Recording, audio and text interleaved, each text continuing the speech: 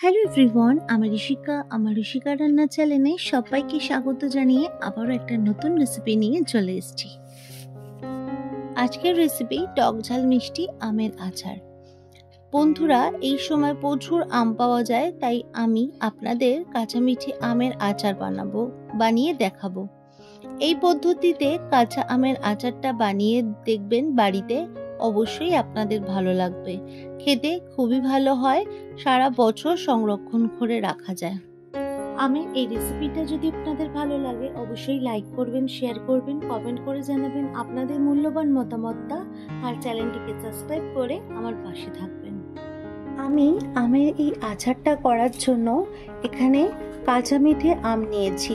বন্ধুরা, আপনারা টক আম দিয়ে অনেকেই অনেক রকম আচার করেছেন। আজ আমি আপনাদের সামনে এই কাঁচা মিঠে আম দিয়ে টক ঝাল মিষ্টি আমের আচার করে দেখাবো। এই আমের আচারটা করার জন্য এখানে 1 কিলো মতো আম নিয়ে নিয়েছি। আমগুলোর ভালো করে খোসাগুলোকে ছাড়িয়ে নিয়েছি। এবার আমগুলোর ওপরগুলো ভালোভাবে একটু ধুয়ে মুছে নেব। মুছে নিয়ে আমগুলো ভালোভাবে কেটে নেব। ঘুরে আসছি তাহলে 10 মিনিট পর। সব আমগুলোকে আমি এভাবে কেটে নিয়েছি।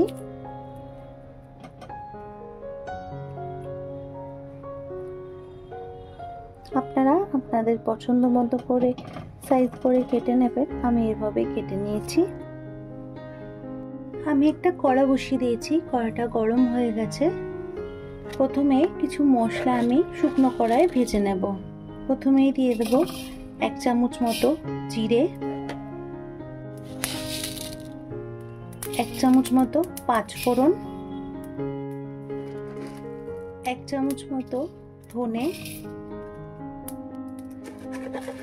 1 চামচ মতো মৌরি, দিয়ে দেবো 4টে শুকনো লঙ্কা। এগুলো শুকনো কড়ায় ভালোভাবে ভেজে নেব। শুকনো কড়ায় ভালোভাবে ভেজে নেব। এগুলো যখনই একটু সেন্ট বেরোবে তখন এগুলো ভাজা হয়ে যাবে। তারপর এটা একটু ঠান্ডা করে আমি মিক্সি করে নেব। মশলাগুলো ভালোভাবে ভাজা হয়ে গেছে, নামিয়ে দিয়েছি। আবার আমি কড়া বসিয়ে দিয়েছি। এবার আমি সর্ষের তেল দিয়ে দেবো। 4 চামচ মতো সর্ষের তেল দিয়ে দেবো। তেলটা একটু গরম হতে দেব। তেলটা ভালোই গরম হয়ে গেছে। এবার আমি আমগুলো দিয়ে দেবো।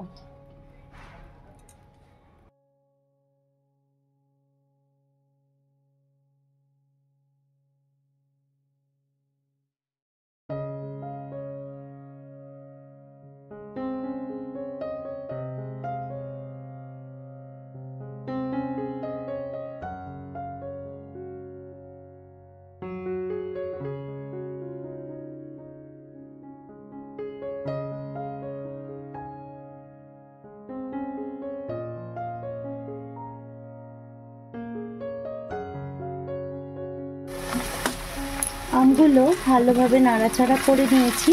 এবার এর মধ্যে স্বাদ মতো নুন আর সামান্য একটু হলুদ গুঁড়ো ব্যবহার করব। দিয়ে দেব 2 চামচ মতো নুন, 1 চামচ মতো হলুদ গুঁড়ো। রংটাকে একটু সুন্দর আনার জন্য 1 চামচ মতো কাশ্মীরি লঙ্কার গুঁড়ো দিয়ে দেবো। সব উপকরণগুলোকে এবার আমের সাথে ভালোভাবে মিশিয়ে নেব।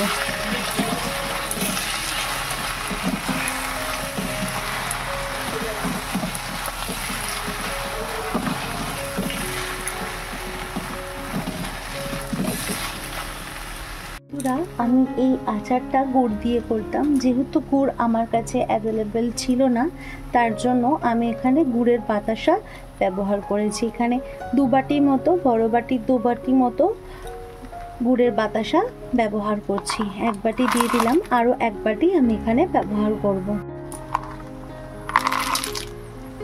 সব উপকরণগুলো এবার এর সাথে ভালোভাবে মিশিয়ে নেব।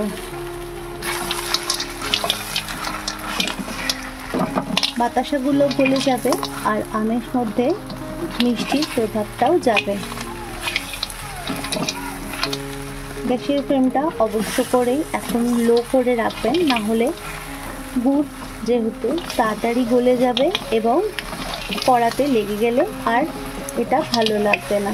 তার জন্য গ্যাসের ফ্লেমটা অবশ্য করেই এই সময় লো করে রেখে দেবেন। বাতাসাটা একদম গলে গেছে। এবার এটাকে অনবরত আমের সাথে নাড়াচাড়া করে নিতে হবে, না হলে গুড় তলায় লেগে যাবে আর জিনিসটা পুড়ে যাবে।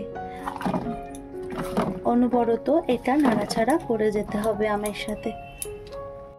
মশলাটাই আমি এবার মিক্সিতে গুঁড়ো করে নিয়েছি।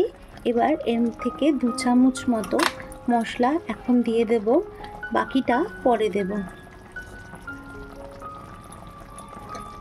মশলার সাথে আমগুলো আবারও ভালো করে নাড়াচাড়া করে নিতে হবে, যাতে আমের মধ্যে মশলাগুলো প্রবেশ করে। ভালোভাবে নাড়াচাড়া করে নিতে হবে। মশলাটা দিয়ে গুড়ের সাথে আমগুলো আবারও ভালো করে নাড়াচাড়া করে নেব। আমগুলো কতটা নরম হয়ে এসছে, এভাবে নাড়াচাড়া করতে করতে গুড়টা একদম যখন শুকিয়ে যাবে, বাকি মশলাটা আবারও এর মধ্যে 2 চামচ দিয়ে দেব।